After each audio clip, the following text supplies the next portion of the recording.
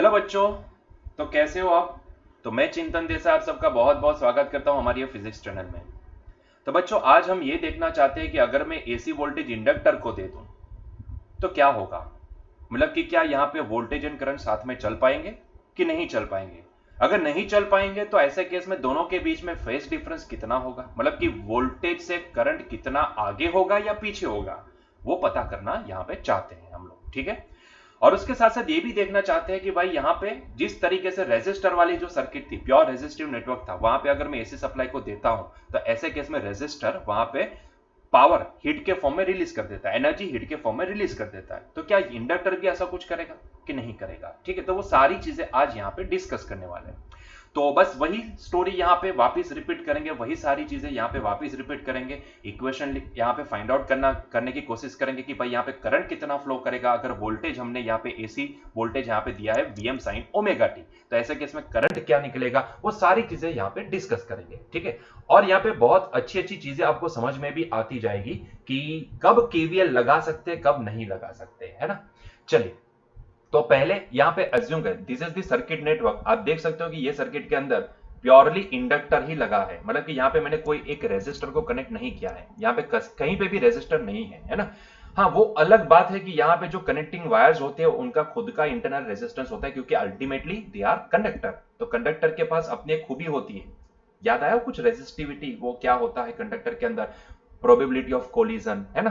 तो वो अलग चीज है, उसको हम नेग्लेक्ट कर लेते हैं। तो ये वाली सर्किट मेरे लिए, क्योंकि अगर बैटरी मान लेते हैं तो बैटरी के पास भी खुद का इंटरनल रेजिस्टेंस होता है। खैर यहाँ पे बैटरी नहीं, यहाँ पे हमारे पास एसी सोर्स है ना। तो हम मान लेते हैं कि यार ये जो कनेक्टिंग वायर्स वगैरह है उसका internal resistance near about zero है, हम इसको नेग्लेक्ट कर सकते हैं। तो ऐसे केस में आपको ये नेटवर्क प्योरली इंडक्टिव दिखेगा, मतलब कि यहाँ पे सिर्फ इंडक्टर कनेक्टेड है। मान लो बच्चों, मैंने यहां पे जो सप्लाई दिया है एसी सप्लाई, उसको मैं लिखता हूं V is equals to VM sine omega t से, है ना। यही तो फॉर्मेट है एसी का, है ना। ये आपको पता है कि अगर हम सोर्स सर्किट के अंदर कनेक्ट नहीं करते तो ऐसे टाइम पे उसके पास ईएमएफ होता है, और जब भी हम उसको सर्किट में कनेक्ट कर देते तो अभी that EMF is now consider as a terminal potential. तो हमने लिखा इसको V is equals to VM sine omega T.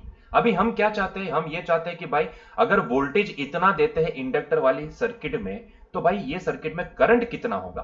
देखो यहां पे ना मैं एक चीज आपको बोलना चाहता हूं कि यहां पे अगर मैं करंट दिखाऊं तो वो वैलिड नहीं होगा, क्योंकि जैसे ही करंट यहां पे दिखाएंगे तो आपके दिमाग में ओम्स लो नहीं, केवीएल चलेगा।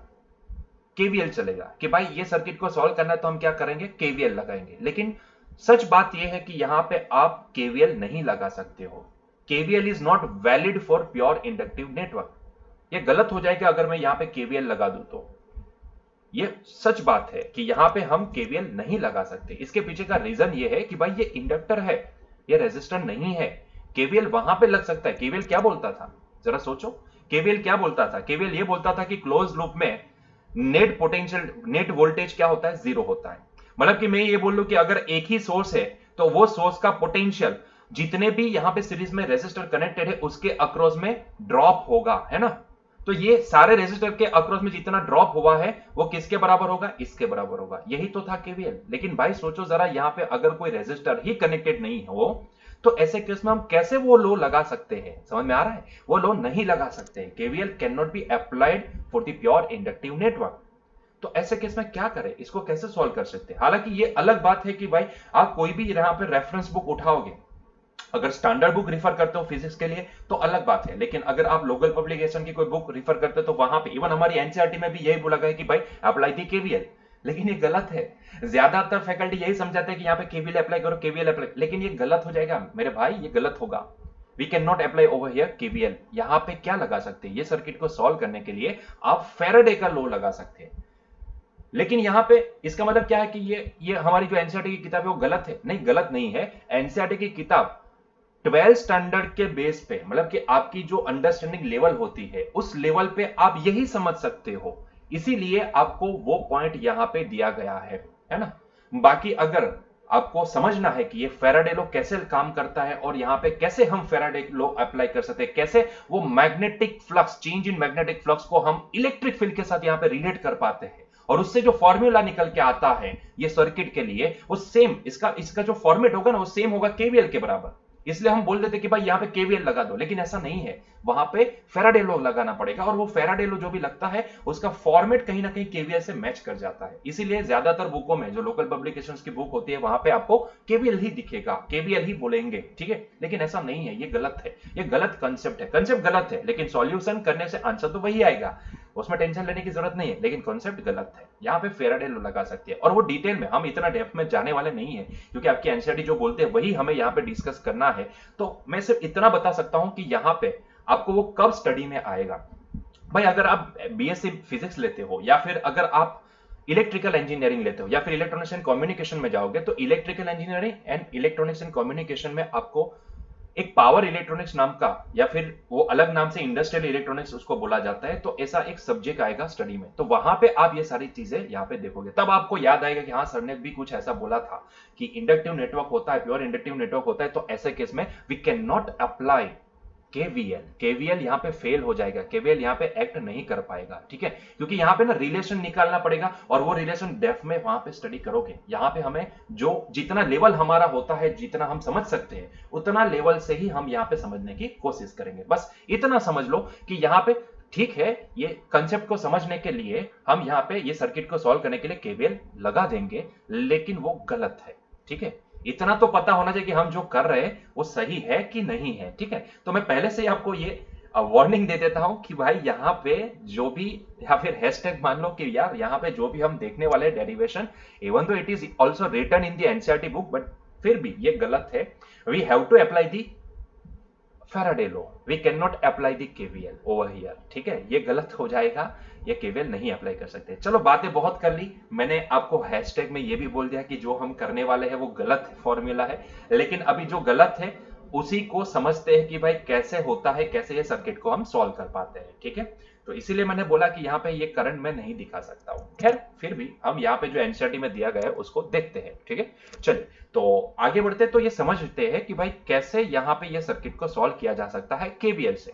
आइडियली केवीएल लगता है जब रेजिस्टर कनेक्टेड हो, यहाँ पे रेजिस्टर तो है नहीं, तो ऐसे केस में इंडक्टर जब भी हो तो हम केवीएल कैसे लगाए, तो इसको लगाने के लिए भी हमने रास्ता निकाले। देखो गलत चीज अप्लाई करने के लिए भी हम यहाँ पे कैसे रास्ते ढूंढ लेते हैं, समझने वाली बात है, कितने टैलेंटेड लोग हैं हम लोग जो चीज नहीं है, जो गलत है, उसी में सिंप्लिसिटी फाइंड आउट करने के लिए हम लोग यहाँ पे रास्ते निकाल लेते हैं। यही होता है भाई, इसी को बोलते हैं टैलेंट। चलो ठीक है, कोई भी जो भी है समझते हैं।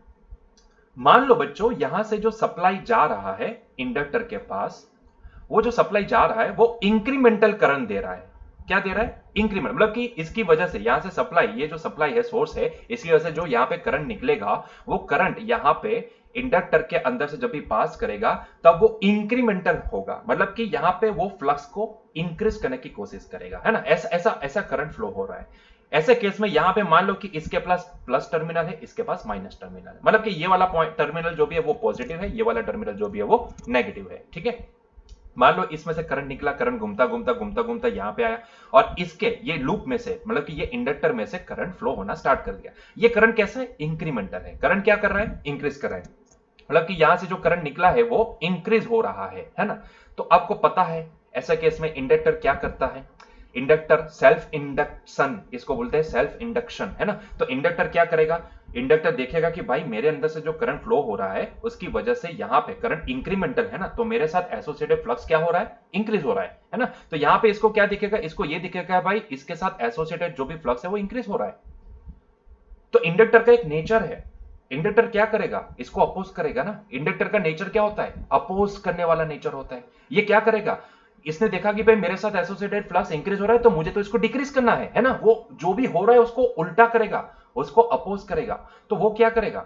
यहां पे हमने देखा कि भाई करंट का डायरेक्शन ये वाली डायरेक्शन में है, और ये डायरेक्शन में करंट इंक्रीज हो रहा है, तो वो इसको अपोज करने के लिए अपने अंदर एक करंट इंड्यूस करेगा, जो कौन सी डायरेक्शन में होगा? ये वाले डायरेक्शन में होगा, इसके अपोजिट नेचर में होगा। क्योंकि हमें पता है कि करंट के फ्लो होने से फ्लक्स वेरी करेगा, क्योंकि ये वेरिएबल करंट है। वैसे भी अल्टरनेटिंग करंट जो भी होता है, अल्टरनेटिंग करंट का मतलब क्या होता है? उसकी वैल्यू क्या कांस्टेंट है? नहीं है, इसकी वैल्यू धीरे धीरे धीरे धीरे इंक्रीज हो रही है, फिर डिक्रीज हो रही है, फिर और डिक्रीज हो रही है, फिर इंक्रीज हो रही है। तो भाई ये तो कंटिन्यूअसली वेरी कर रहा है ना, तो ये वेरिएबल करंट है, इसीलिए शायद यहां पे इंडक्टर कनेक्ट करने से इसके अंदर ईएमएफ इंड्यूस होता है, जो डीसी कनेक्ट करने से नहीं होता है। अगर आप यहां पे डीसी बैटरी कनेक्ट कर दोगे तो भाई इंडक्टर कुछ रिएक्शन नहीं देगा, उसके अंदर कोई ईएमएफ इंड्यूस नहीं होगा, क्योंकि उसके साथ एसोसिएटेड फ्लक्स क्या होगा, कांस्टेंट होगा। फ्लक्स वेरी करना बहुत ही जरूरी है ना। तो यहां पे डीसी कनेक्ट कर दो तो क्या होगा, यहां पे थैंक गॉड कि यहां पे हमने एसी कनेक्ट किया है।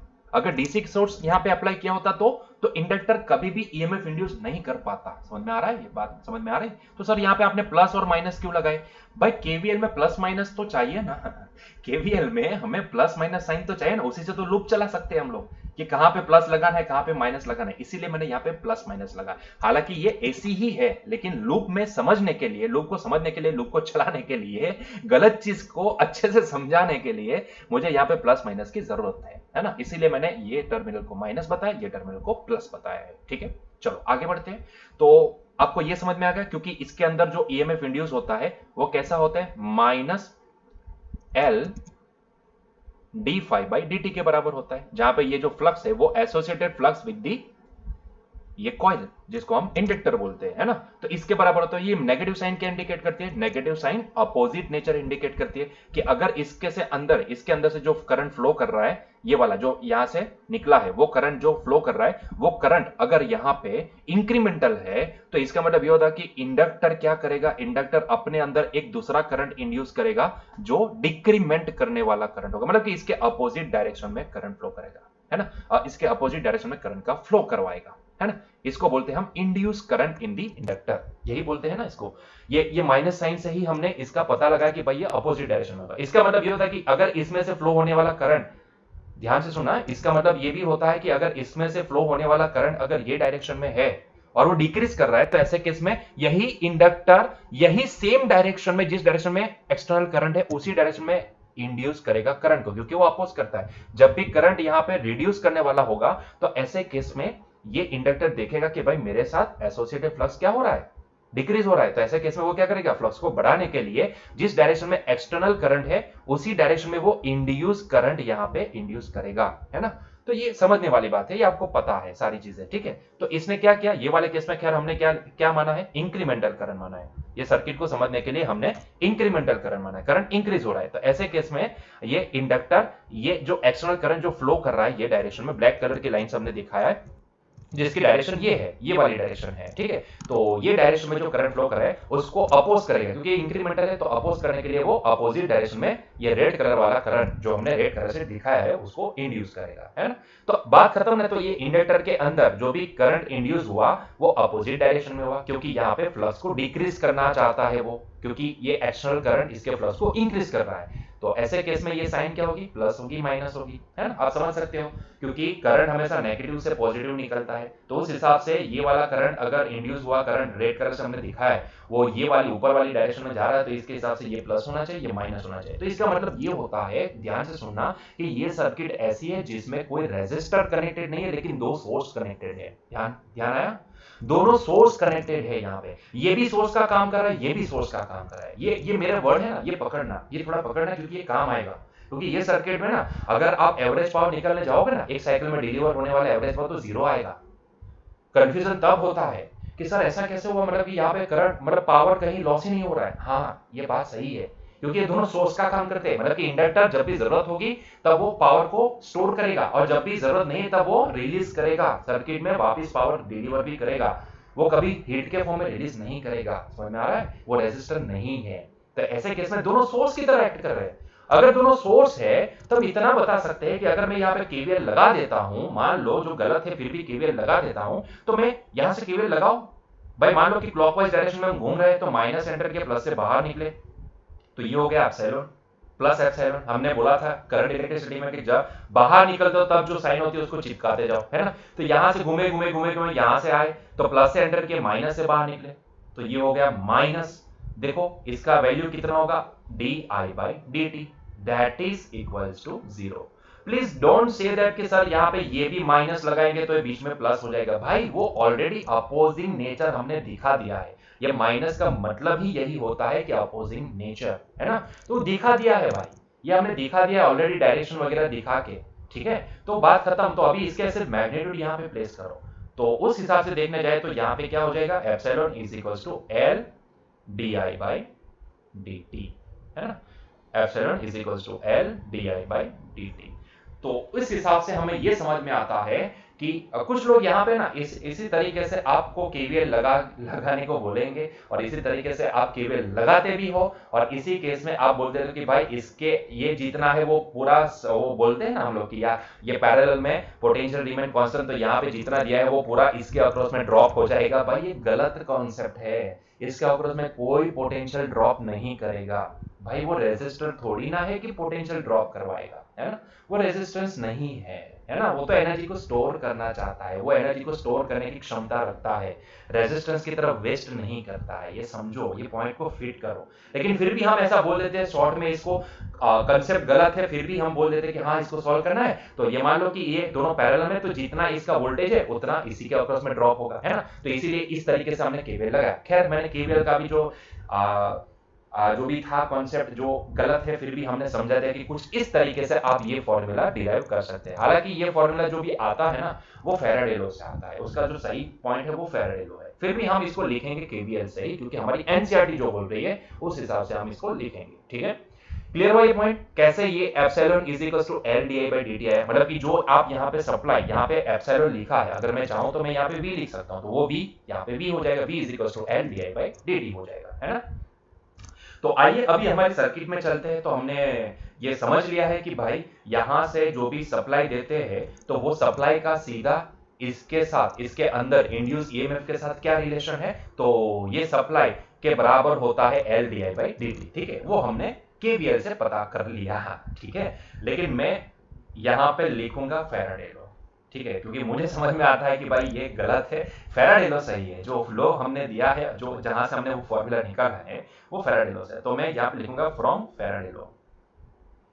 एक चीज तो यहाँ पे सही लिखे ना, तो from Faraday law, Faraday's law, sorry,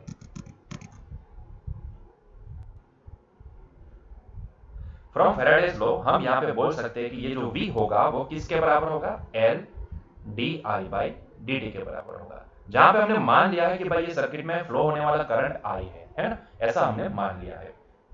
चलिए तो आगे बढ़ते हैं, तो इसी को आगे बढ़ाते हैं। तो भाई ये V इज इक्वल टू क्या हो गया, V M sine omega T, ठीक है, that is equals to L d I by D T.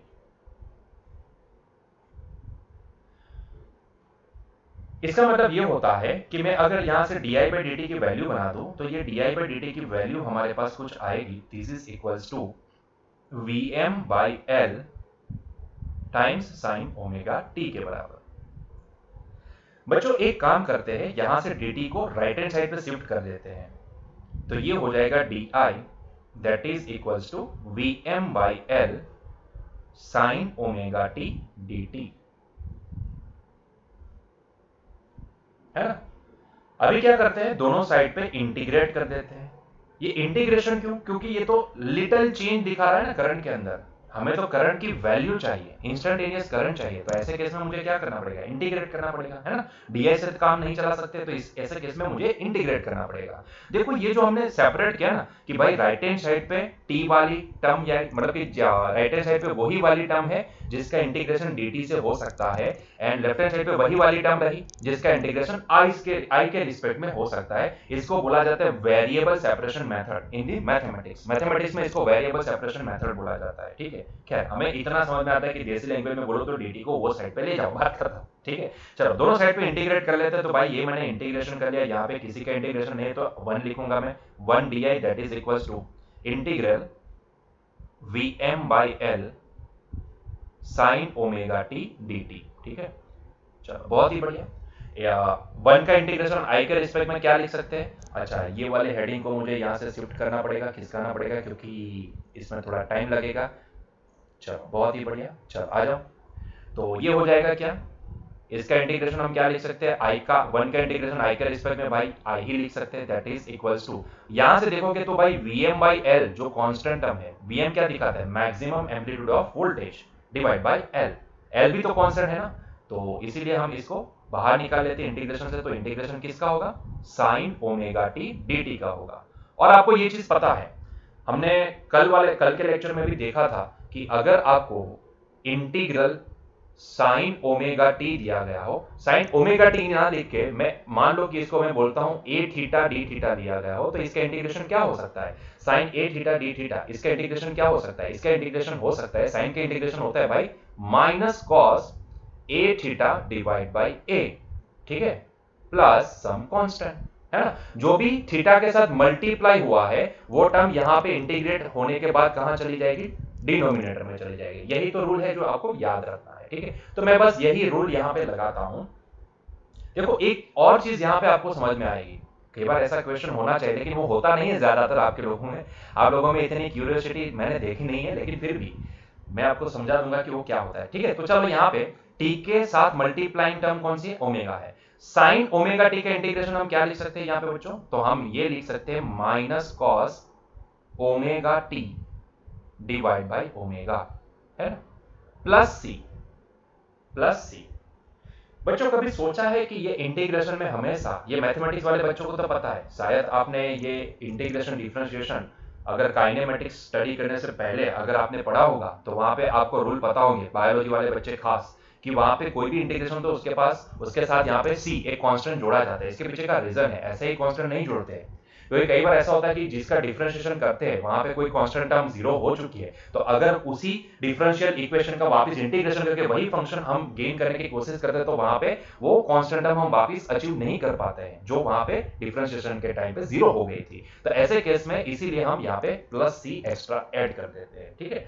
कहानी ये है कि भाई यहाँ पे हमारे पास फॉर्मूला तो ऐसा आता है ना, मतलब कि ये करंट ऐसा आया, टू बी स्पेसिफिक अगर मैं लिखना चाहूं तो मैं इसको लिख सकता हूं minus Vm by omega L cos omega T plus C.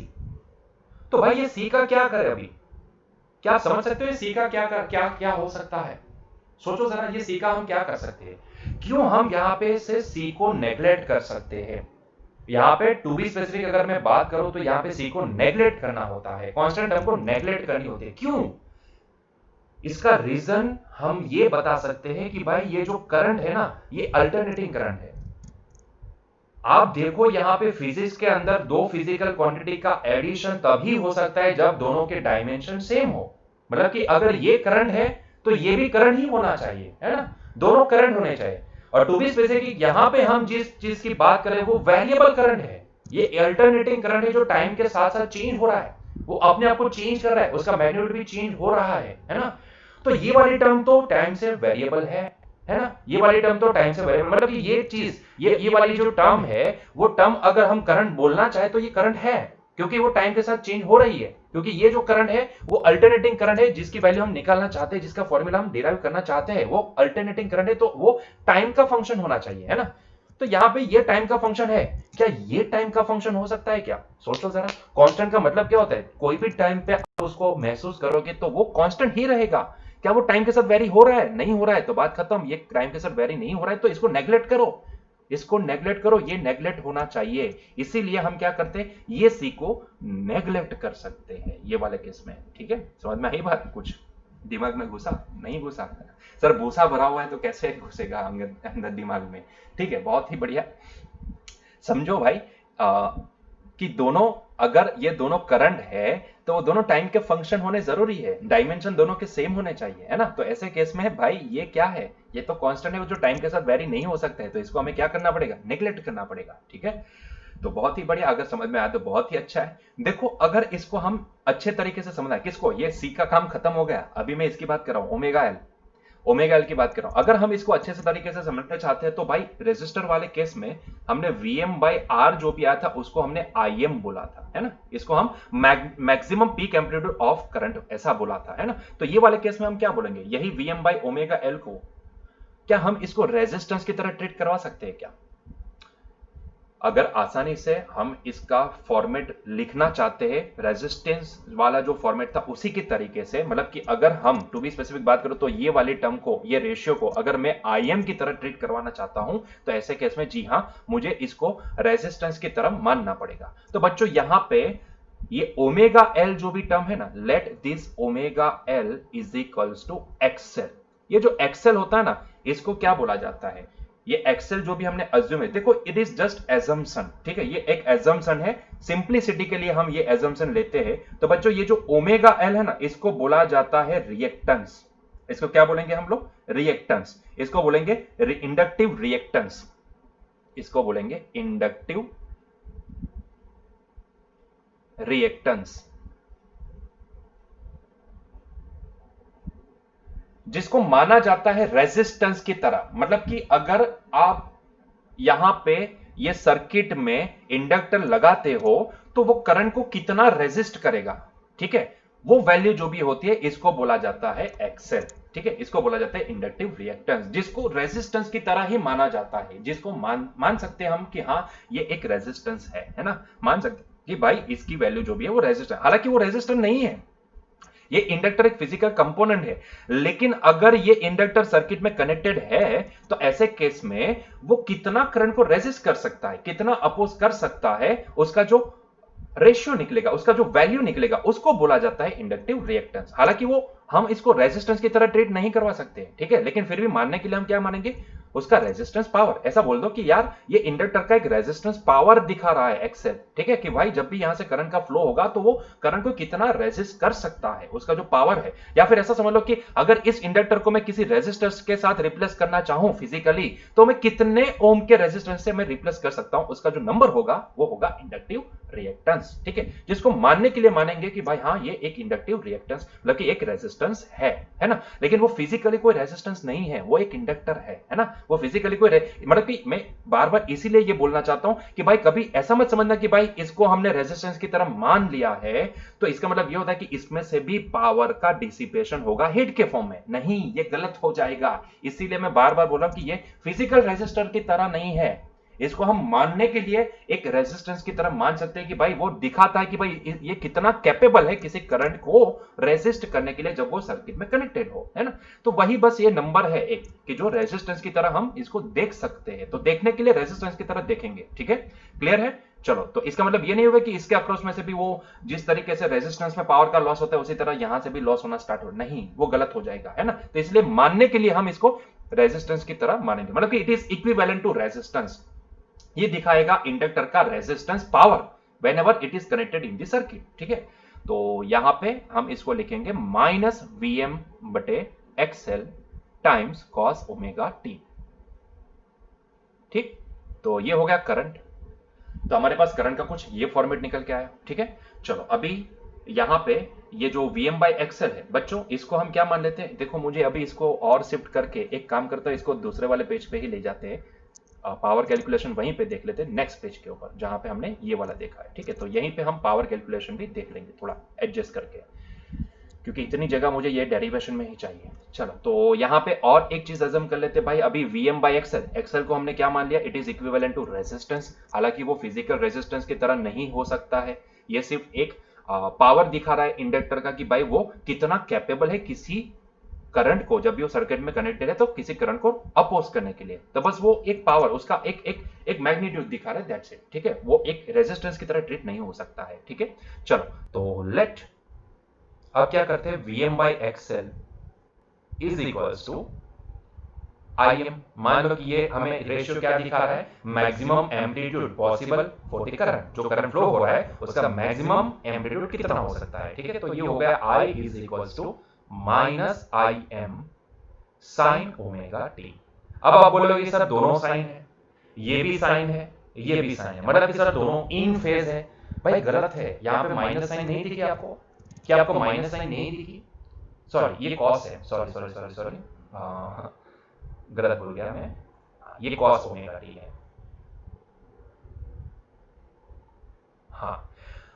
तो इसको पहले क्या करते हैं, सेंटेंस गलत बोल गया, देखो ये साइन एंड कॉस, दोनों कॉस, साइन एंड कॉस, तो इसको कंपेयर करना है ना, तो दोनों को कंपेयर करना है, तो ऐसे केस में हम क्या कर सकते हैं, हम इसको भी साइन के फॉर्म में रिप्रेजेंट कर लेते हैं, ठीक है। तो इसको भी कॉस साइन के फॉर्म में रिप्रेजेंट करते हैं, तो इसके लिए मैं क्या करता हूं, ये माइनस साइन लगा देता हूं कॉस के साथ। देखो बच्चों, क्या आपको याद है कुछ ऐसा आप पढ़े होंगे, अगर आपको याद है तो, कि साइन, ध्यान से सुनना, साइन 90 माइनस या फिर पाई बाय 2 माइनस थीटा कितना होता है? साइन पाई 90 माइनस थीटा मतलब कि पाई by 2 minus theta cos theta के बराबर होता है, क्योंकि ये सिर्फ क्वाड्रेंट दिखाता है, बाकी मैग्नीट्यूड इसके बराबर होता है ना। तो पाई बाय 2 माइनस मतलब कि फर्स्ट क्वाड्रेंट होता है, तो ये होगा कॉस थीटा के बराबर। उसी तरीके से अगर मैं आपको पूछूं कि भाई sine theta minus pi by 2 कितना होगा, तो बच्चों थीटा माइनस पाई बाय 2 लिखने के लिए मुझे क्या करना पड़ेगा? ध्यान से सुनना, थीटा माइनस पाई बाय 2 लिखने के लिए मुझे पहले तो यहां से माइनस को कॉमन निकालना पड़ेगा, है ना। ध्यान से सुनना, ये बायोलॉजी वाले बच्चों के लिए, मैथमेटिक्स वाले बच्चे तो डायरेक्टली इसका आंसर दे देंगे, मुझे कोई प्रॉब्लम नहीं है। बायोलॉजी वाले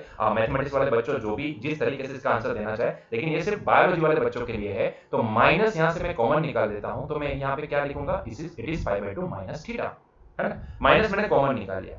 साइन कैसा विधेय है? साइन कैसा फंक्शन है? साइन एक ऐसा फंक्शन है कि जो माइनस जो भी होता है उसको बाहर निकाल देता है, मतलब कि हम इसको ऑड फंक्शन बोल सकते हैं, है ना। ये एक ऑड फंक्शन है, इवन फंक्शन नहीं है। तो ऐसे केस में क्या करेगा? माइनस को बाहर भेज देगा। तो ऐसे केस में ये मान लो कि पूरा एंगल है, ये पूरा bracket pi by 2 minus theta एक एंगल है, तो ऐसे केस में मैं इसको लिख सकता हूं, it is nothing but minus sine, क्योंकि साइन ने ये माइनस साइन को क्या किया? बाहर भेज दिया, क्योंकि वो एक ऑड फंक्शन है ना। तो ये हम लिख सकते हैं minus sine pi by 2 minus theta के बराबर, है ना। तो ये sine pi by 2 minus theta अब क्या हो जाएगा? Cos theta. तो इसकी वैल्यू क्या हुई? Minus cos theta. तो क्या बच्चों में यहां से माइनस कॉस थीटा को sine theta minus pi by 2 लिख सकता हूं ये डेरिवेशन से? जी हाँ, बिल्कुल लिख सकते हैं। तो बस यही मैं करने वाला हूं कि मैं माइनस कॉस थीटा को sine theta minus pi by 2 लिखूंगा। आई होप सो कि ये आपको समझ में आया, ठीक है। चलो, तो मैं क्या करूंगा यहां पे, क्योंकि मेरे पास यही कुछ ऐसी ही टर्म है, ध्यान से देखोगे तो माइनस में इसके साथ जोड़ देता हूं, तो ये I am times minus cos omega T है, ठीक है। माइनस कॉस थीटा को हम क्या लिख सकते हैं? Theta minus pi by 2 sine theta minus pi by 2 लिख सकते हैं, है ना। तो मैं इसको लिखूंगा I am sine theta minus pi by 2, ये थीटा है, minus pi by 2 sine omega T minus pi by 2। तो जी हां, अब आप कंपैरिजन कर सकते हो, फाइनली आप अब कंपैरिजन कर सकते हो। तो करो कंपैरिजन। देखो ये आ गया हमारे पास करंट का फॉर्मूला। देखो यहां पे वोल्टेज साइन ओमेगा टी है, तो करंट क्या है? Sign omega T minus pi by 2 है। इसका मतलब क्या हुआ? इसका मतलब ये हुआ कि भाई यहां पे करंट ना पाई बाय 2 जितना पीछे चल रहा है। माइनस का मतलब क्या हो सकता है? Omega T minus pi by 2, minus का मतलब होता है डिले, डिले, पीछे चलना। अगर वोल्टेज साइन ओमेगा टी है तो करंट यहां पे sine omega T minus pi by 2 आया। It shows that current lags pi by 2, current lags voltage by pi by 2, है ना। हम ये बोल सकते हैं क्योंकि ये माइनस पाई बाय 2 हुआ, है ना।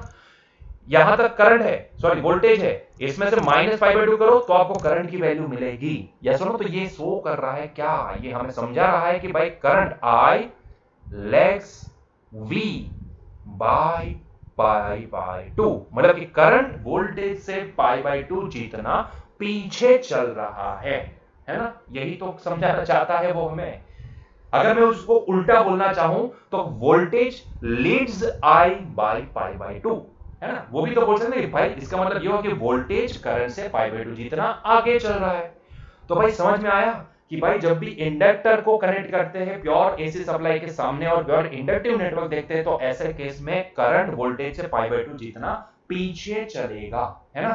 करंट लैगिंग होगा ये वाले केस में, कितना? पाई बाय 2 जितना। मतलब कि इसका मतलब ये होता है कि अगर मैं इसका फेजर डायग्राम ड्रॉ करूं तो फेजर डायग्राम में भी आपको ये दिखाई देगा। मैंने कल समझाया था कि फेजर डायग्राम है क्या। जस्ट यही ग्राफ को आप ग्राफ के ऊपर ना घूम के, इसका जो प्लॉट है उसके ऊपर ना घूम के, अगर आप इसको सर्कल में घूमना चाहते हो तो ऐसे केस में फेजर डायग्राम से इसको शो कर दो। दो पॉइंटर ले लो, जो एक पॉइंटर है वो वोल्टेज को दिखाएगा किसी भी टाइम पे, और एक करंट है, एक पॉइंटर है जो करंट को दिखाएगा, ठीक है। तो आप ध्यान से देखोगे तो ये वाले केस में जहां पे वोल्टेज का पॉइंटर है उससे पाई बाय 2 जितना पीछे आपको करंट का पॉइंटर दिखेगा, ठीक है। मतलब कि जब भी आप यहां पे वोल्टेज को मूव करोगे, क्योंकि वोल्टेज कहां पे मूव होगा? ये ब्लू कलर वाला जो भी है वो वोल्टेज है ना। तो वोल्टेज अपने हिसाब से इस तरीके से ये सर्कल के ऊपर मूव होता जाएगा।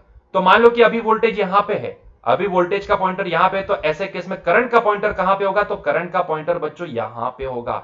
दोनों के बीच में ये पाई बाय 2 का एंगल दिखना चाहिए, है ना। समझ में आ रहा है? यस और नो? तो यहां पे बस यही समझना है हमें कि भाई current is lagging, current lag हो रहा है वोल्टेज से पाई बाय 2 जितना। यस और नो? तो पाई बाय 2 जितना वो पीछे चलेगा। क्लियर हुआ ये पॉइंट? क्लियर हुआ? आप फेजर डायग्राम में भी देख सकते हो, अगर वोल्टेज घूमता घूमता वोल्टेज का पॉइंटर, क्योंकि आपको पता है कि जैसे जैसे आप यहां से आगे घूमते रहते हो, जैसे जैसे यहां से यहां घूमते रहते हो, यहां से यहां आए, तो वैसे वैसे ये पॉइंटर भी कहां से कहां घूमेगा, ये पॉइंटर भी आपका यहीं से यहीं घूमेगा। ध्यान से सुनो, यहां से यहां घूमेगा, है ना, इतना घूमेगा। जैसे वहां पे आप हाफ साइकिल घूमे, वैसे यहां से आप इसको सर्कल पे इतना हाफ सर्कल घुमा सकते हो, है ना। पाई, तो ये भी एंगल कितना हुआ, देखो ना, पाई ही तो हुआ ये एंगल, है ना। तो ये फेजर डायग्राम तो आपको पता है, लेकिन तब अगर आप यहां पे करंट को देखोगे तो करंट कितना घुमा होगा। तो अगर मैं यहां पे करंट को घुमाना चाहूं तो करंट भी पाई जितना तो घुमा, लेकिन उस वो कहां तक पहुंचा होगा, तो भाई वो पाई जितना घुमा ना, वो पाई जितना घुमा, तो ऐसे केस में वो यहां पे पहुंचा होगा। तो तब आप देखोगे तो आपको इन दोनों के बीच में एंगल कितना दिखेगा, 90 दिखेगा, मतलब कि ये 90 का एंगल मेंटेन रहेगा। वोल्टेज घूम रहा है, करंट अपने हिसाब से पॉइंटर घूम रहा है। जैसे जैसे आप ये ग्राफ के ऊपर घूमते जाते हो, वैसे वैसे ये दोनों पॉइंटर भी घूमे, लेकिन दोनों के बीच में हमेशा एंगल कितने फिक्स रहेंगे, 90 डिग्री, है ना, हमेशा 90 डिग्री के एंगल फिक्स रहेंगे, है ना। ये आपको दिखेगा ये वाले केस में, इंडक्टर के केस में। और ये ग्राफ से भी आप पता लगा सकते हो, अगर ये ब्लू वाला वोल्टेज का ग्राफ है तो ऐसे केस में करंट का ग्राफ आप देख सकते हो। वोल्टेज यहां से स्टार्ट हुआ ना, जब वोल्टेज स्टार्ट हुआ तब करंट का कोई अस्तित्व नहीं था। देखो दिखाने के लिए यहां पे डॉटेड लाइन यहां से स्टार्ट किया, क्योंकि ये कॉस का ग्राफ है, तो भी इस वजह ये माइनस कॉस का ग्राफ है ना, नेगेटिव से स्टार्ट हुआ। कॉस के लिए अगर माइनस कॉस है तो मैक्सिमम वैल्यू जब भी जीरो पे वैल्यू कितनी होती है, 1 होती है, लेकिन ये माइनस कॉस है तो ये वैल्यू कितनी होगी, -1। तो ये कॉस का ग्राफ है। आइडियल ग्राफ कहां से स्टार्ट हो रहा है, एक्चुअल में ग्राफ यहां से स्टार्ट हो सकता है, यहां से स्टार्ट करेगा, है ना। तो इन दोनों के बीच में आपको गैप दिख जाएगा, दिस इज द गैप जो दिखा रहा है पाई बाई 2 का। तो एक्चुअल में अगर वोल्टेज यहां से स्टार्ट हुआ है तो ऐसे केस में करंट पाई बाई 2 फेज से पीछे होगा, मतलब कि करंट को स्टार्ट होने में अभी टाइम लगेगा, पाई बाई 2 के बाद वो स्टार्ट होगा, मतलब कि जब वोल्टेज यहां से यहां तक पहुंच चुका होगा मैक्सिमम पीक तक, तब यहां से करंट स्टार्ट होगा, है ना, तब यहां से करंट स्टार्ट होगा फ्लो होना। तो this is the gap, that is the phase difference, है ना। होता है ना, नए नए जो मैरिड कपल होते हैं वो रेजिस्टर की तरह होते हैं। आपने अगर देखा होगा तो आप दूर से भी देख के पता लगा सकते, हाँ ये नए नए मैरिड कपल है। क्यों? क्योंकि दोनों हाथ में हाथ लग के हाथ में हाथ रख के चलते बनते हैं, मतलब कि जहां पे जाते हैं वहां पे हाथ में हाथ उनका साथ में ही होता है, दोनों जहां पे ही जाते हैं साथ में ही चलते हैं। Voltage and current in phase होते हैं, है ना। जब भी रेजिस्टेंस नई नई शादी होती है तो रेजिस्टेंस की तरह उनका बिहेवियर होता है, लेकिन जैसे जैसे साल इंक्रीज होते जाते हैं शादी के, वैसे वैसे नेचर अभी इंडक्टर जैसा होने लगता है। मतलब कि भाई साहब कहीं और घूम रहे और बहन जी कहीं और घूम रहे हैं, है ना, ऐसा ही होता है ना। मॉल में जाते हैं तो वहां पे भाई साहब नीचे बैठे नजर आते हैं और बहन जी शॉपिंग करती नजर आती है। भाई साहब के दिमाग में यही चलता रहता है कि भाई ज्यादा शॉपिंग ना कर ले, है ना, यही होता है। और धीरे धीरे वही नेचर क्या होता है, धीरे धीरे धीरे धीरे धीरे कैपेसिटर की तरह हो जाते हैं, वो देखेंगे। तो ये रियल टाइम एग्जांपल होता है कि जब नई नई शादी होती है तो जो रिलेशन होते हैं वो रेजिस्टर की तरह होते हैं, और जैसे जैसे वही टाइम आगे बढ़ता रहता है तो वही रिलेशन अभी कैसे होने लगते हैं, इंडक्टर की तरह, है ना। दोनों में लैग देखने को मिल जाता है, दोनों में फेस डिफरेंस देखने को मिल जाता है। खैर ये कहानी हो गई इंडक्टर की। जब भी हम एसी वोल्टेज अप्लाई करते हैं तो ऐसे केस में, इंडक्टर के केस में, वोल्टेज एंड करंट कभी साथ नहीं चल सकते, दोनों के बीच में पाई बाई 2 का फेस डिफरेंस होगा। टू बी स्पेसिफिक बोलूं तो करंट वोल्टेज से पाई बाई 2 जितना पीछे रहेगा। अगर मैं बोलूं कि भाई वोल्टेज अभी स्टार्ट हुआ है तो करंट पाई बाई 2 पीछे होगा, मतलब कि करंट का ग्राफ स्टार्ट होने में टाइम लगेगा, करंट यहां से स्टार्ट करेगा, यहां से स्टार्ट करेगा। This is the graph. तो दोनों के बीच में आपको क्लियरली दिखेगा कि yes there is a phase difference that is of pi by 2, है ना। क्लियर है, समझ में आ गया, यस और नो। चलिए तो अभी पावर डिसिपेशन की भी बात कर लेते हैं यहां पे। तो बच्चों एक और क्वेश्चन दिमाग में आता है यहां पे कि भाई इंडक्टर है ना, इंडक्टर है, इंडक्टर रेजिस्टर की तरह तो ट्रीट नहीं हो सकता है, या मैंने पहले ही बता दिया आपको कि भाई रेजिस्टेंस है तो वो फिजिकल रेजिस्टेंस का एक नेचर होता है कि जब भी उसके पास कोई पावर आता है, पावर सप्लाई आता है, तो वो क्या करता है, उसको हमेशा उसको हीट के फॉर्म में रिलीज कर देता है। लेकिन इंडक्टर ऐसा नहीं है, इसके साथ एसोसिएटेड पावर अगर मुझे दिखना है तो मैं उसको दिखा सकता हूं आपको। उसके लिए थोड़ी सी जगह यहां पे बना देते हैं हम लोग, और ताकि पावर को डेरिवेशन जो भी है वो हम अच्छे से दिखा पाए आपको। तो इसको मैं थोड़ा सा हल्का सा शिफ्ट कर देता हूं, ये लेफ्ट हैंड साइड जो हम समझ चुके थे गलत कंसेप्ट है, फिर भी समझे तो है। चलिए तो ये इसका काम खत्म हो गया है। तो अभी पावर सप्लाई टू इंडक्टर मैं यहीं से स्टार्ट करता हूं, नीचे से जगह हमें चाहिए यहाँ पे थोड़ी, ठीक है। हाँ, तो हम ये देखना चाहते हैं कि यहाँ पे क्या अगर यहाँ से कोई एनर्जी, मतलब कि जो सोर्स है वो एनर्जी इंडक्टर को देता है, तो क्या इंडक्टर भी सच में ऐसा कुछ रेजिस्टेंस की तरह एनर्जी को हीट के फॉर्म में रिलीज करता है कि नहीं करता है? तो बच्चों आंसर आएगा नहीं करता है। हालांकि हमने ये देखा कि यहाँ पे जो एक्सेल वाली टर्म जो हमने यहाँ पे डिफाइन किया, that is called inductive reactance, उसको हम रेजिस्टेंस की तरह देख सकते हैं, लेकिन फिर भी वो एक रेजिस्टर नहीं है। दोनों मटेरियल अलग है भाई, दोनों के रोल अलग है। ये इंडक्टर है, ये सिर्फ ये वाली टर्म है ना। अब देखो, रेजिस्टेंस जो भी होता है वो मटेरियल के ऊपर डिपेंडेंट होता है, लेकिन अगर आप यहां पे देखोगे कि एक्सेल किसके ऊपर डिपेंडेंट, एक्सेल की वैल्यू क्या है, ओमेगा एल, मतलब कि वो सिर्फ मटेरियल के ऊपर नहीं, वो साथ में ओमेगा के ऊपर भी डिपेंड करता है। समझ में आ रहा है मैं क्या कहना चाहता हूं? और अगर ओमेगा को आप लिखना चाहते हो 2 पाई एफ भी लिख सकते हो, 2 पाई एफ इंटू एल, मतलब कि कौन सा सोर्स है, सोर्स की फ्रीक्वेंसी कितनी है, उसके ऊपर ही वो डिपेंड करता है। अगर फ्रीक्वेंसी, सोर्स की फ्रीक्वेंसी इंक्रीज करेगी तो अपने आप इसका रिएक्टेंस भी इंक्रीज कर जाएगा, है ना। अगर सोर्स की फ्रीक्वेंसी कम है तो ऐसे केस में उसका रिएक्टेंस भी कम हो जाएगा। मतलब कि हम ये बोल सकते हैं कि ज्यादा फ्रीक्वेंसी के लिए ये अपना रेजिस्टेंस पावर बढ़ा देगा, है ना। ज्यादा फ्रीक्वेंसी के लिए ये अपना रेजिस्टेंस पावर इंक्रीज कर देगा। बच्चों आपने low pass filter and high pass filter ये सुना है क्या? कभी सुना है ऐसा, low pass filter and high pass filter सुना है? हाँ, ऐसा एक लो पास फिल्टर, चलो low pass filter, high pass filter तो सुना होगा ना। फिल्टर का काम क्या होता है?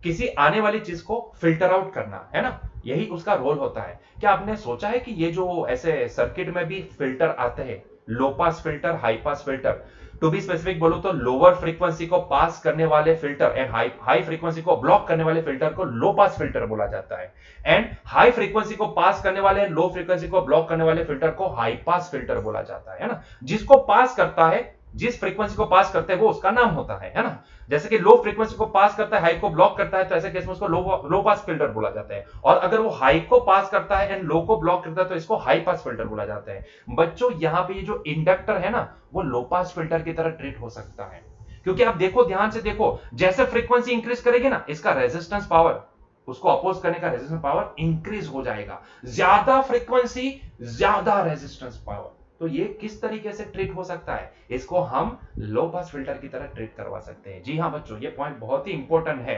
खैर मैं इतना डीप में नहीं जाना चाहता हूं, मैं ऊपर ऊपर से ही आपको ये बोलना चाहता हूं, क्योंकि इसमें डिटेल में जाएंगे तो ऐसे 3-4 लेक्चर बन जाएंगे फिल्टर के ऊपर, लेकिन वो हमारे सिलेबस में नहीं है तो हम इसको नहीं देखेंगे, ठीक है। लेकिन फिर भी इतना समझ लो कि ये सिर्फ मटेरियल के ऊपर डिपेंडेंट नहीं है, सिर्फ एल के ऊपर डिपेंडेंट नहीं है, ये किसके ऊपर डिपेंडेंट है? और वैसे भी एल क्या है? प्रोपोर्शनलिटी कांस्टेंट है, ठीक है। तो वो सिर्फ उसके ऊपर डिपेंडेंट नहीं है, ये किसके ऊपर डिपेंडेंट है? फ्रीक्वेंसी के ऊपर भी डिपेंडेंट है। मतलब कि कौन सा आप सप्लाई यूज कर रहे हो। जैसे कि हमारा एसी सप्लाई जो घर में आता है उसकी फ्रीक्वेंसी तो 50 हर्ट्ज है। अगर आप वहां पे 1 किलो हर्ट्ज का सप्लाई ले लोगे तो भाई ये अपना रेजिस्टेंस पावर इंक्रीज कर देगा, वो उसको ब्लॉक कर देगा, वो इसको ब्लॉक कर देगा, है ना। तो इसको हम रेजिस्टेंस नहीं बोल सकते हैं, क्योंकि रेजिस्टेंस मटेरियल डिपेंडेंट होता है, वो कभी फ्रीक्वेंसी के ऊपर डिपेंडेंट नहीं होता है। आपने देखा होगा यहाँ पे, ये वाले केस में हमने देखा है कि ये जो रेजिस्टेंस है ना, ये रेजिस्टेंस है ना, वो क्या उसने फेस के ऊपर कुछ बदलाव लाया? नहीं, वो सिर्फ एम्पलीट्यूड के ऊपर इफेक्ट किया। इसने सीधा सीधा टारगेट किसको किया? एम्पलीट्यूड को। रेजिस्टेंस ने सीधा टारगेट एम्पलीट्यूड को किया, कभी भी फ्रीक्वेंसी को उसने टारगेट नहीं किया है। रेजिस्टेंस सिर्फ एम्पलीट्यूड के ऊपर टारगेट कर सकता है, फ्रीक्वेंसी के ऊपर नहीं। लेकिन यहाँ पे ऐसा नहीं है। यहाँ पे देखोगे तो फ्रीक्वेंसी चेंज होगी तो उसका रेजिस्टेंस पावर भी चेंज हो जाएगा। तो हम ये बोल सकते हैं कि हाँ, ये एक रेजिस्टेंस पावर दिखा रहा है इसका, कि जब भी वो सर्किट में कनेक्टेड है तो ऐसे केस में वो अगर ज्यादा फ्रीक्वेंसी वाला सोर्स आ गया तो उसके लिए ज्यादा रेजिस्टेंस पावर लगा देगा, है ना। बस हम इस तरीके से इसको देख सकते हैं, लेकिन it is not comparable to physical resistor, है ना। समझ में आई बात? तो इसीलिए ये मानना गलत होगा कि भाई अगर हम इसको रेजिस्टेंस मानते हैं, भले इसका यूनिट हम ओम लिखेंगे, लेकिन इसका मतलब ये नहीं होता है, इसका मतलब इसका मतलब ये होगा कि भाई यहां पे रेजिस्टेंस की तरह पावर भी हीट के फॉर्म में रिलीज होगा। ये गलत होगा मानना। ये सुनो, यहां पे हीट के फॉर्म में पावर रिलीज नहीं होगा। बार बार मैं एक ही चीज बोल रहा हूं कि यहां पे हीट के फॉर्म में रिलीज नहीं होगा। ये एक फिजिकल रेजिस्टर नहीं है, ठीक है। तो ऐसे केस में अगर मैं पावर देता हूं, मान लो फिर भी मैं कैलकुलेट करना चाहता हूं कि भाई पावर के साथ क्या हुआ होगा, ठीक है, पावर के साथ क्या होगा, तो उसके लिए चलो देख लेते हैं कि पावर के साथ क्या हुआ है यहाँ पे, ठीक है। तो चलो वो पता लगा लेते हैं। तो यहाँ पे मैं क्या करता हूँ, यहाँ पे पहले तो हम इंस्टेंटेनियस पावर यहाँ पे पता लगा लेते हैं कि मान लो बच्चों कि मैं यहाँ पे किसी टाइम पे अगर मैं इसको पावर दे रहा हूँ, मतलब कि यहाँ से सर्किट में से उसको पावर दिया गया है, तो वो इंस्टेंटेनियस पावर कितना होगा, पावर सप्लाइड इंस्टेंटेनियस पावर, इसको मैं लिखूंगा इंस्टेंटेनियस पावर। पहले इंस्टेंटेनियस पावर लिखते हैं, ठीक है, पहले इंस्टेंटेनियस पावर लिखते हैं। तो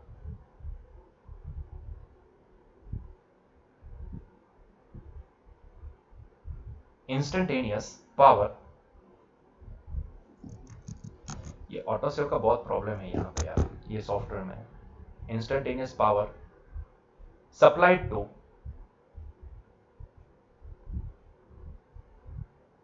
इंडक्टर,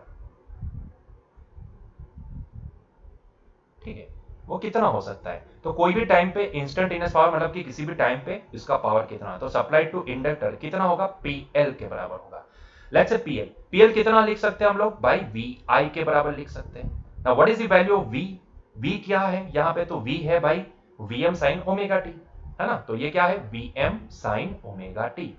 शायद आपको ऐसा लगेगा सर ये इंस्टेंटेनियस कैसे हुई है, वी की value VM sine omega T. भाई मैंने क्या बोला था, अगर आप अच्छे से लिखना चाहते हो तो इसको फंक्शन के तौर पे ऐसे लिख सकते हो, it is VM sine omega T, it is the in general function. आप किसी भी पर्टिकुलर टाइम की वैल्यू यहाँ पे प्लेस करो तो उस हिसाब से वो आपको उस टाइम पे कितना वोल्टेज होगा वो दिखाई देगा, वो आपको बता देगा कि भाई इतना वोल्टेज होगा। तो अल्टीमेटली दिस वी, जिसको हम वी बोलते हैं ना, it is a function of time ही है ना। तो ये इंस्टेंटेनियस वैल्यू हुई कि नहीं हुई, किसी पर्टिकुलर टाइम की वैल्यू आप अंदर प्लेस करके तो देखो, तो आपको वो टाइम पे उसके एम्पलीट्यूड कितना होगा वो सारी चीजें आपको पता लग जाएगी, है ना। तो इसीलिए इसको हम वी ऑफ टी, अगर लिखना है तो V of T into I of T लिख दो, कोई प्रॉब्लम नहीं है, वही इंस्टेंटेनियस होगी। तो ये होगा VM sine omega T, and I की वैल्यू क्या आएगी, तो हमने देखा था कि आई की वैल्यू हमने जो निकाली वो क्या आई, तो ये I am sine omega T minus pi by two, है ना। तो ये हमारे पास आई की value I am sine omega T minus pi by two, ठीक। बच्चों इसको अच्छे से लिखने के लिए मैं एक काम कर देता हूं, यहां पे sine omega T minus pi by two को हम माइनस कॉस ओमेगा टी लिख देते हैं, ठीक है, तो समझने में आसानी रहेगी इसके लिए। तो minus V M I M ये हो जाएगा sine omega T into cos omega T, ठीक है। अगर इसको और अच्छे से समझना चाहते हैं तो उसके लिए मैं क्या करता हूं, यहां पे 2 से डिवाइड एंड मल्टीप्लाई कर देता हूं।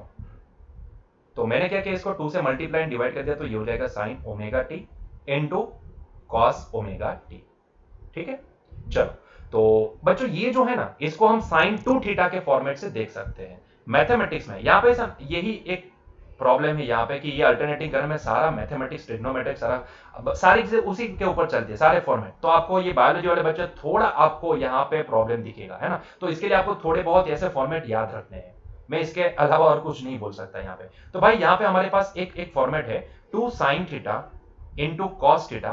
बच्चों it is the formula of sine 2 theta, इसको हम क्या लिख सकते हैं, साइन 2 थीटा, मतलब कि जो भी एंगल है वो डबल हो जाएगा, ठीक है। इतना याद रखो। मैथमेटिक्स वाले बच्चों को तो यहाँ पे कोई प्रॉब्लम नहीं, उनको तो मजा आता होगा यहाँ पे ये वाले चैप्टर में कि भाई मजा आ गया, पूरा मैथमेटिक्स चल रहा है यहाँ पे। सो वीएम इंटू आई एम। खैर अच्छा है कि एनसीईआरटी का जो सिलेबस नया आया, पहले पुराना सिलेबस था उसमें सारा कॉम्प्लेक्स नंबर में चलता था ये सारी चीजें। यहाँ पे एनसीईआरटी ने इतना तो अच्छा किया कि एनसीईआरटी का सिलेबस हमारे गुजरात बोर्ड ने जब से एडॉप्ट किया, तो यहाँ से एटलीस्ट ये सारी ट्रिग्नोमेट्री से सारे काम हो रहे हैं, ट्रिग्नोमेट्रिक फंक्शन से सारे काम हो रहे हैं, तो ये अच्छा है। वहां पे तो कॉम्प्लेक्स नंबर पहले तो समझना पड़ता था, complex number, real part, imaginary part, सारी वहीं से चलता था। वो पूरा जितनी चीजें यहाँ पे देख रहे हैं सारी चीजें वहां पे कॉम्प्लेक्स नंबर से शो की जाती थी। खैर इतना तो अच्छा है कि वो उसको समझना, उससे अच्छा है तो ये ट्रिग्नोमेट्री को समझ लो, इतना अच्छा है ना। चलो चलते हैं, पुराने सिलेबस में जाना नहीं है हमें। तो ये हो जाएगा क्या, 2 थीटा, थीटा क्या है ओमेगा टी है, तो 2 हो जाएगा, डबल हो जाएगा यहाँ पे देखो फॉर्मेट का, तो ये हो जाएगा साइन ट्वाइस ओमेगा टी, ठीक। तो ये हो गया हमारा किसी टाइम पे पावर की वैल्यू, किसी टाइम पे पावर की वैल्यू, है ना, इंस्टेंटेनियस पावर, ये हो गया instantaneous power. This is the formula of instantaneous power. लेकिन मैं क्या चाहता हूं, मैं ये फाइंड आउट करना चाहता हूं कि भाई ये तो इंस्टेंट मतलब कि किसी पर्टिकुलर टाइम पे अगर आपको पावर निकालना है ये वाली इंडक्टिव नेटवर्क के लिए, तो आप ये फॉर्मूला यूज करके निकाल सकते हो। लेकिन मुझे क्या चाहिए, मुझे चाहिए भाई पूरी एक साइकिल के लिए अगर मैं इसको पावर देता हूं तो वो पावर कितना होगा, मतलब कि वो पावर के साथ क्या हुआ होगा। तो average power for one cycle क्या निकालना चाहता हूं मैं, अल्टीमेटली बोलो तो average power over complete cycle. So average power over complete cycle कितनी होगी, average power over complete cycle.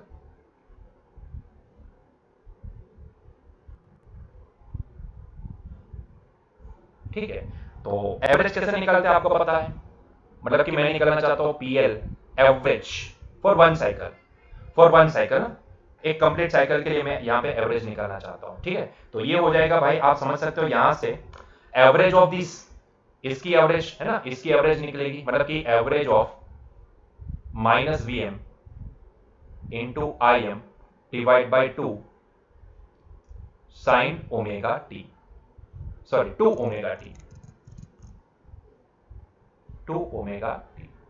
ठीक है, यहां से हमें इतना समझ में आता है कि भाई ये कांस्टेंट टर्म तो एवरेज से बाहर निकलेगा, क्योंकि उनका कांस्टेंट का एवरेज तो कांस्टेंट ही निकलता है, वही वैल्यू आती है। तो एवरेज किसका होगा यहाँ पे, साइन 2 ओमेगा टी का होगा एक साइकिल के लिए, मतलब कि टाइम पीरियड कितना, कैपिटल टी के बराबर। तो हम क्या करेंगे यहाँ पे, वैसे आप देखना चाहो तो साइन का एक साइकिल के लिए एवरेज 0 होता है, ये आपको पता है, डायरेक्टली ग्राफ से भी पता लगा सकते हो, जितना यहाँ पे पॉजिटिव पोर्शन है उतना नेगेटिव पोर्शन है, तो एवरेज वैसे भी 0 होता है। डायरेक्टली लिखना है तो आप डायरेक्टली 0 लिख सकते हो, लेकिन फिर भी मैं आपको डेरिवेशन भी दिखा देता हूं कि भाई इसका एवरेज इंटीग्रेशन से अगर करना है तो कैसे कर सकते हो, क्योंकि यहाँ पे इंटीग्रेशन का इस्तेमाल करना पड़ेगा, ये आपको पता है। ठीक है, चलो तो मैं क्या करता हूं, यहाँ पे इंटीग्रेशन ले लेता हूं, इसका एवरेज निकालने के लिए इंटीग्रेशन लेता हूं। ठीक है, आपको पता है क्योंकि यहाँ पे वैल्यू वेरिएबल है, इसलिए इंटीग्रेट करेंगे 0 से लेके t के लिए। तो 0 से लेके t sine 2 omega T dt, ठीक है, डिवाइड बाय t, एवरेज ऐसे ही निकलता है ना, टोटल रीडिंग्स का addition divide by total readings. तो यहाँ पे t टोटल टाइम पीरियड है t, तो ये हो जाएगा minus V M into I M divide by 2t। ठीक है, और इसका इंटीग्रेशन क्या होगा, तो इसका इंटीग्रेशन हमें पता है, साइन का इंटीग्रेशन क्या होता है, minus cos 2 omega T divide by जो मल्टीप्लायर है वो टर्म यहां पे आएगी 2 ओमेगा 0 से लेके t। अभी इसमें अपर लिमिट माइनस लोअर लिमिट कर दो, ये 2 ओमेगा को यहां पे बाहर निकाल लो, तो ये हो जाएगा माइनस, अच्छा माइनस को भी बाहर निकालना तो निकाल सकते, तो माइनस को हमने बाहर निकाल दिया तो ये हो गया प्लस, तो ये हो जाएगा V M into I M divide by 4 omega T. अंदर होगा क्या, तो अंदर हो जाएगा cos 2 omega T upper limit minus lower limit. ठीक है, चलो तो अभी क्या होगा, upper limit minus lower limit करते हैं इसके अंदर, तो ये हो जाएगा कुछ V M into I M upon 4 omega T. Upper limit करेंगे तो ये हो जाएगा cos 2 ओमेगा को मैं क्या लिखता हूं, तो 2 पाई बाई टी लिखता हूं। ठीक है, सिंपलिसिटी के लिए मैं ओमेगा को 2 पाई बाई टी लिख देता हूं, और यहां पे कैपिटल टी, टी की जगह पे अपर लिमिट हमने प्लेस कर दी। ठीक है, तो ये कैपिटल टी माइनस 0 प्लेस कर दे तो बच्चों क्या हो जाएगा, cos 0 हो जाएगा ना, तो ये टी तो कैंसिल हो गया। जरा सोचो, ये cos 4 पाई हुआ और ये cos 0 हुआ, cos 0 कितना होता है, 1 होता है, cos 4 पाई भी कितना होता है, 1 ही तो होता है। अरे भैया 1 ही तो होता है, ये 4 ओमेगा टी इंटू ये हो जाएगा cos 4 पाई एंड ये cos 0। जरा सोचो ना, मैथमेटिक्स वाले बच्चे पता है ना आपको कि भाई यहां से 0 से ये 0 हो, 2 पाई हो, ये 4 पाई, सारे पॉइंट यहीं पे आएंगे, तो यहां पे cos की जितनी वैल्यू है उतनी ही वैल्यू आपको 2 पाई पे भी मिलेगी, उतनी ही वैल्यू 4 पाई पे भी मिलेगी, है ना, तो दोनों वैल्यू तो सेम आएगी ना, दोनों वैल्यू सेम आएगी, तो जितना cos 4 पाई है उतना ही cos 0 है ना, तो ये 1, ये भी 1, 1 माइनस 1 कितना, 0, मतलब कि ये हो गया 0। ओ तेरी, जरा समझो, ये एवरेज पावर एक साइकिल के लिए कितना हुआ, 0 हुआ। इसका मतलब क्या होता है, ये कहीं पे भी पावर को वेस्ट नहीं कर रहा है। समझो, रेजिस्टेंस के केस में ऐसा नहीं होता, एवरेज पावर हमने रेजिस्टेंस के केस में क्या निकाला था, देखो रेजिस्टेंस के केस में हमने क्या निकाला था, दिस इज द पावर, कितना average power, I am square by 2, या फिर इसको ऐसे देखो ना, अभी आरएमएस वैल्यू पता है, आई आरएमएस स्क्वायर इंटू आर के बराबर, मतलब कि कहीं यहां पे लॉस हो रहा था, एक साइकिल के लिए ही निकाला था यहां पे भी, और यहां पे भी इंडक्टर के केस में भी हमने एक साइकिल के लिए ही निकाला, और हमें वो वैल्यू कितनी आई, 0 आई, मतलब कि इसका मतलब ये होता है कि इंडक्टर जो पावर लेता है ना वो वापस सर्किट को डिलीवर भी कर देता है, सोर्स को डिलीवर भी कर देता है, जो खाता है वो वापस प्रोवाइड भी कर देता है। इसका मतलब ये होता है। आई बात समझ में? ये बहुत ही इंपॉर्टेंट पॉइंट है समझने के लिए, है ना। एवरेज पावर कुछ वैल्यू नहीं, अगर कुछ वैल्यू मिलती ना तो इसका मतलब ये होता है कि ये वैल्यू हीट के फॉर्म में रिलीज हो रही है, लेकिन ऐसा नहीं हुआ। यहां पे एवरेज पावर जीरो निकला, मतलब कि जो खाया खाया तो कुछ भी नहीं भाई, जो स्टोर किया वो वापस रिलीज भी कर दिया। और ये कैसे होता है ये समझने के लिए यहां पे आओ इसको समझते हैं। हम क्या करेंगे, यहां पे चार अलग अलग ब्लॉक में इसको अंडरस्टैंड करने की कोशिश करेंगे कि क्या होता है एक्चुअल में यहां पे। ठीक है, ध्यान से देखो। ये वाला जो ग्राफ है ना, या आप ये देख सकते हो, ये वाला जो ग्राफ है ये करंट का ग्राफ है। ठीक है, क्लियर। और ये जो ब्लू कलर वाला ग्राफ है वो वोल्टेज का ग्राफ है। हम क्या कर रहे हैं यहां पे, हम 0 से 1 रीजन के लिए, फिर 1 से 2 के लिए, फिर 2 से 3 रीजन के लिए, और फिर 3 से 4 रीजन के लिए यहां पे कुछ समझने की कोशिश करेंगे क्या एक्चुअल में इंडक्टर के अंदर हो रहा है, कि जिसकी वजह से पावर डिसिपेशन पूरी एक साइकिल के लिए जीरो आया, ऐसा क्यों हुआ। ठीक है, तो देखो 0 से 1 के इतने रीजन को आप अगर यहां पे देखने की कोशिश करो, देखो ऐसा समझने जाओगे तो कुछ समझ में नहीं आएगा। ये ग्राफ ऐसा मिक्स करके दिया गया, फ्लक्स वगैरह सारी चीजें यहीं पे आपको सुपर इम्पोज करके दी गई है, लेकिन जिस तरीके से मैं आपको समझाता हूं उस तरीके से समझने की कोशिश करो। ठीक है, 0 से 1 का रीजन देखो, 0 से 1 में आपको क्या दिख रहा है। देखो, क्या आपको यह समझ में आया कि भाई अगर आप वोल्टेज का ग्राफ आगे बढ़ाओगे तो यहां पे वो यहां से स्टार्ट हो रहा है और करंट यहां से, मतलब कि पहले से π/2 का डिफरेंस है, मतलब कि ये ग्राफ इंडक्टर के लिए ही है ना। देयर इज अ π/2 डिफरेंस, वे difference between voltage and current, वो हमें दिख रहा है क्लियरली। ठीक है, देखो 0 से 1 में क्या हो रहा है, 0 से लेके 1 के अंदर क्या हो रहा है। देखो जैसे ही आप देख रहे हो 0 से 1 के अंदर तो करंट इंक्रीज हो रहा है इंक्रीज करंट दिखा आपको, करंट इंक्रीज हो रहा है। current through the coil entering at a increases from 0 to maximum value। जाहिर सी बात है, तो ऐसे केस में उसके साथ एसोसिएटेड फ्लक्स भी क्या होगा, इंक्रीज होगा, मतलब कि अंदर का जो कोर मटेरियल है वो मैग्नेटाइज होना स्टार्ट हो जाएगा, है ना। यही बोल सकते हैं ना, कोर गेट्स मैग्नेटाइज, है ना। समझ में आ रहा है, यस और नो। तो इसका मतलब ये हो रहा है कि भाई यहाँ पे देखो देखो देखो ध्यान से देखो, ये 0 से लेके 1 रीजन के बीच में करंट इंक्रीज कर रहा है, फ्लक्स इंक्रीज हो रहा है, और अंदर का जो कोर मटेरियल है वो मैग्नेटाइज हो रहा है ना। फ्लक्स इंक्रीज कर रहा है, मैग्नेटाइज होने की कोशिश कर रहा है, मैग्नेटाइज हो रहा है, मतलब कि वो एनर्जी एब्जॉर्ब कर रहा है, ऐसा हम बोल सकते हैं। और देखो 0 से लेके 1 के रीजन में वोल्टेज भी पॉजिटिव, करंट भी पॉजिटिव, भले वोल्टेज डिक्रीज कर रहा है, लेकिन अगर इन दोनों का मल्टीप्लीकेशन करोगे वी एन आई का, तो वोल्टेज पॉजिटिव है, ये रीजन पॉजिटिव रीजन है ना, इतना रीजन पॉजिटिव रीजन है, तो वोल्टेज भी पॉजिटिव, करंट भी पॉजिटिव, दोनों का मल्टीप्लीकेशन क्या होगा, पॉजिटिव होगा, मतलब कि product of P is positive, मतलब कि ये कॉइल क्या कर रही है, एनर्जी एब्जॉर्ब कर रही है सोर्स के पास से, मतलब सोर्स से जो एनर्जी आ रही है उसको एब्जॉर्ब कर रही है, वो उसको मैग्नेटाइज कर रही है कॉइल को, है ना। वो अंदर जो कोर मटेरियल लगा बीच में उसको मैग्नेटाइज कर रही है। क्लियर हुआ ये पॉइंट? ठीक है, फिर क्या हुआ 1 से लेके 2 के बीच में, 1 से लेके 2 के बीच में क्या हो रहा है, देखो ध्यान से, 1 से लेके 2 के बीच में हमें दिख रहा है क्लियरली कि भाई करंट रिड्यूस कर रहा है, देखो करंट की वैल्यू डिक्रीज कर रही है, और वोल्टेज नेगेटिव रीजन में गया, वोल्टेज ये देखो ये 0 और यहां से वो नेगेटिव रीजन में गया। खैर पहले इसको तो समझ लेते हैं कि भाई करंट रिड्यूस कर रहा है, करंट रिड्यूस करेगा तो क्या होगा, उसके साथ एसोसिएटेड फ्लक्स रिड्यूस करेगा, मतलब कि अंदर का जो कोर मटेरियल है ना, वो कोर मटेरियल डीमैग्नेटाइज होना स्टार्ट हो जाएगा, है ना। द कोर गेट्स डीमैग्नेटाइज, है ना, क्योंकि धीरे धीरे डीमैग्नेटाइज होते होते होते एक टाइम पे ऐसा होगा कि जब करंट जीरो हो जाएगा, मतलब कि net flux become zero at the end, है ना।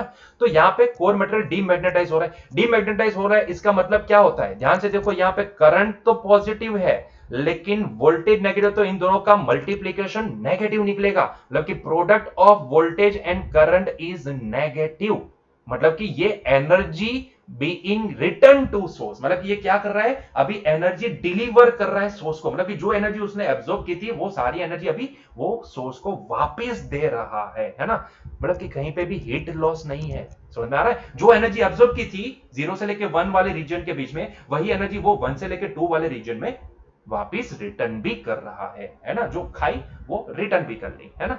समझ में आ रहा है, खाई नहीं बोल सकते, एब्जॉर्ब की वो रिटर्न भी कर रहा है। उसके बाद क्या हुआ, 2 से लेके 3 का रीजन देखते हैं, तो 2 से लेके 3 के रीजन में करंट डिक्रीज हो रहा है और डिक्रीज हुआ, है ना, करंट और डिक्रीज हुआ, मतलब कि करंट आई बिकम्स नेगेटिव, है ना, मतलब कि और डिक्रीज का मतलब क्या, ये नेगेटिव रीजन में चला गया, और डिक्रीज का मतलब क्या है, यहां से ये देखो ये एक्स एक्सिस है, तो यहां से नीचे गया, मतलब कि ये ये नेगेटिव रीजन में चला गया करंट, करंट नेगेटिव रीजन में चला गया, तो इसका मतलब ये होता है कि अभी उल्टी डायरेक्शन में करंट। देखो ये वाले 1 एंड 2 के, 0 से लेके 1 एंड 1 से लेके 2 में आप करंट देखो, ए से बी जा रहा है ना, ए से अंदर एंटर कर रहा है, बी से बाहर निकल रहा है। यहां पे क्या हो रहा है, अभी बी से एंटर कर रहा है और ए से बाहर, मतलब कि करंट की डायरेक्शन चेंज हो गई है ना।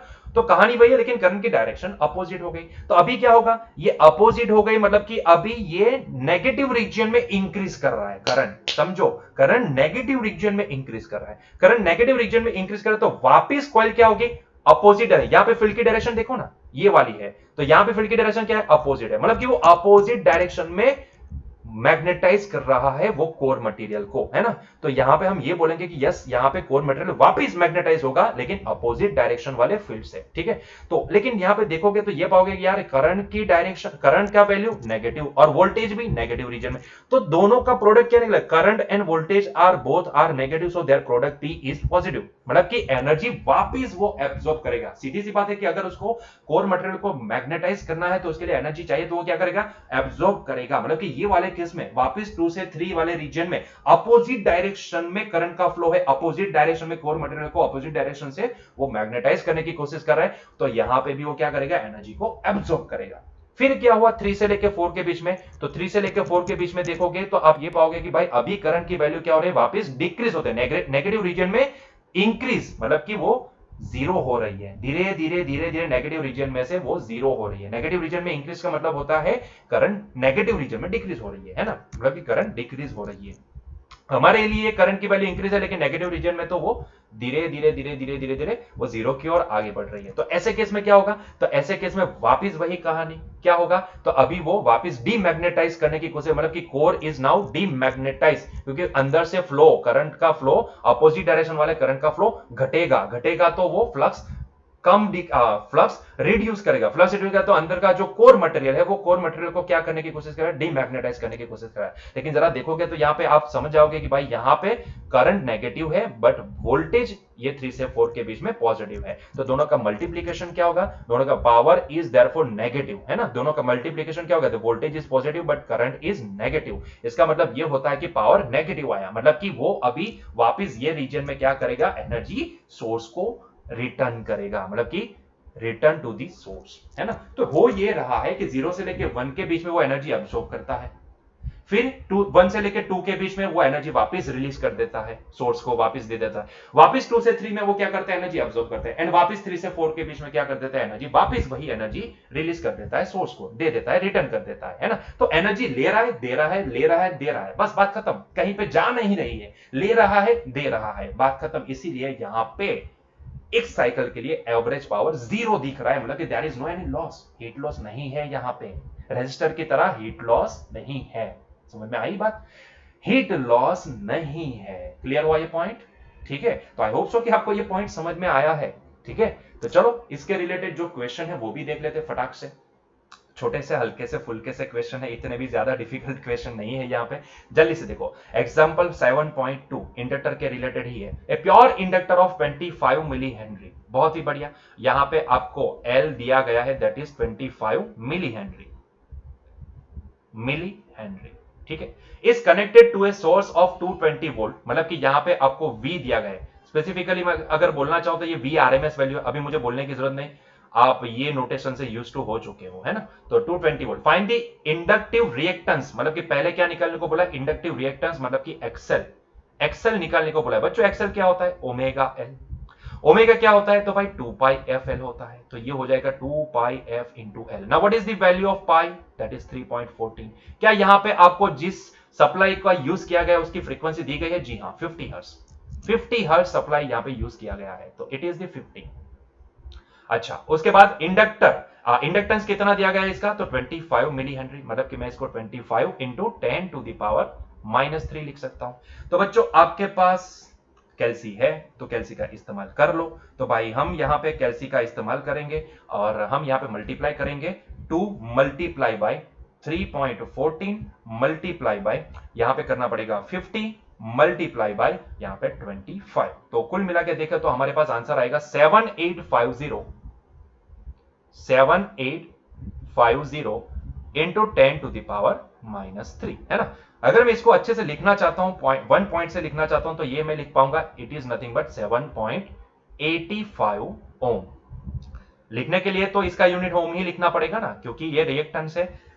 हम कंपेरेबल टू रेजिस्टेंस मान सकते हैं, मतलब कि अगर आप ये सर्किट में अगर ये इंडक्टर की जगह पे अगर कोई फिजिकल रेजिस्टर कनेक्ट करना चाहते हो तो आप इतने ओम का रेजिस्टर कनेक्ट कर दो, इसके बराबर ये अपोज करेगा। 7.85 ओम के बराबर ये सर्किट में करंट को अपोज करेगा, लेकिन वो रेजिस्टर नहीं है। समझ में आ रहा है? वो रेजिस्टर की तरह अपोज करेगा, मैं ये बोल रहा हूं। मैं ये नहीं बोल रहा कि वो रेजिस्टर ही होगा, है ना। समझ में आ रहा है? दोनों में अभी डिफरेंस समझ में आ जाना चाहिए। बहुत हुआ, है ना।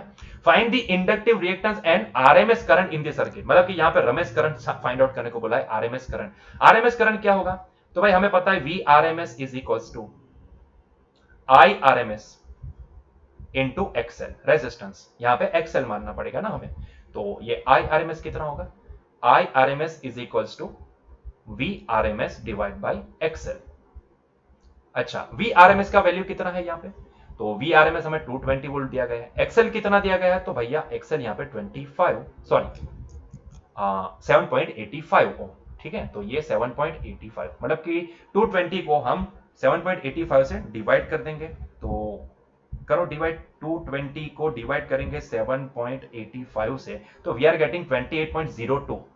सो वी आर गेटिंग 28.025, मतलब कि 02 राउंड ऑफ करोगे तो 02 ही आएगा एम्पियर। तो इतना आरएमएस करंट यहां से फ्लो करेगा।